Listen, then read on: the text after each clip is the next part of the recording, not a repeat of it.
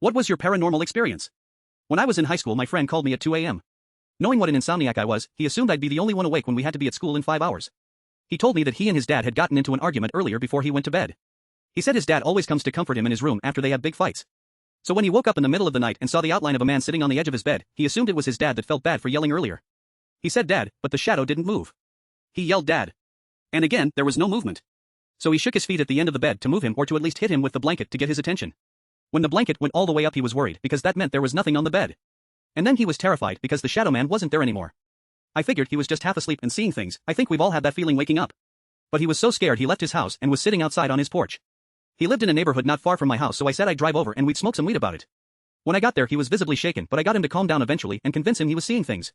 We smoked a couple blunts and he went inside. While I was leaving, I dropped my lighter and it fell behind me. When I turned around, in the top right window of his house, his room, I saw a man.